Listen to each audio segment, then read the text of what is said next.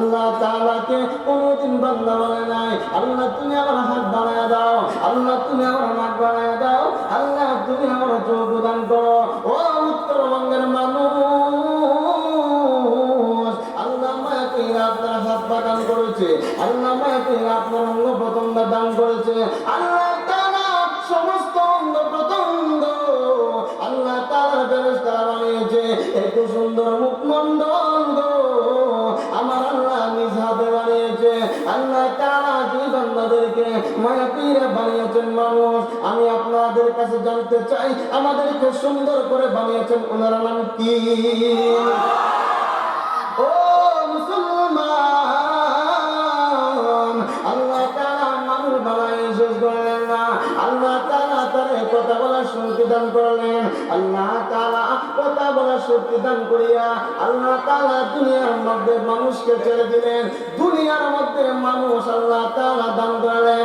আল্লাহ তাআলা যখন দুনিয়ার মধ্যে মানুষ বানাবেন, এবার ফেরেশতারা বলে আল্লাহ তুমি মানুষ বানাও না, আল্লাহ মানুষ বানানোর কোনো প্রয়োজন নাই। রব্বুল আলামিন ওই মানুষগুলো দুনিয়ায় দ্বন্দ্ব করবে, সন্তান বাবাকে মানবে না, মেয়ে মাকে মানবে না, ছাত্র উস্তাদকে মানবে না। আয় আল্লাহ তুমি ওই মানুষদেরকে দুনিয়ার মধ্যে বাসিন্দা বানাও না। আল্লাহ তাআলা যখন ওই কথাটা ফেরেশতারা বললেন ওয়া নাহনু নুসাব্বিহু বিহামদিকা ওয়া নুকদ্দিসু লাক, আল্লাহ মানুষ বানানোর প্রয়োজন নাই, আমরা তো তোমার তাসবিহ জপের জন্য যথেষ্ট হয়ে গেলাম।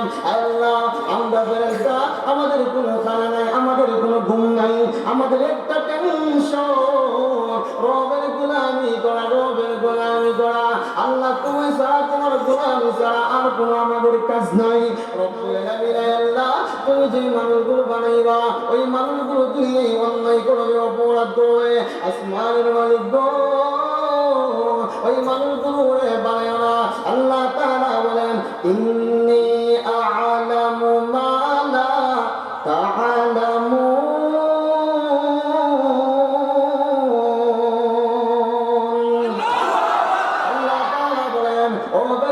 নিশ্চয় নিশ্চয় আমি আল্লাহ যা জানি গো তোমরা তা জানো না, আমি আল্লাহ সব কিছু খবর জানি। আল্লাহ তাআলা যখন মানুষদেরকে বানাইলেন আর ওই মানুষগুলো যখন গুনার কাছে রওনা হয়ে যায়, ও যুবক ভাই, ও উত্তরবঙ্গের যুবক,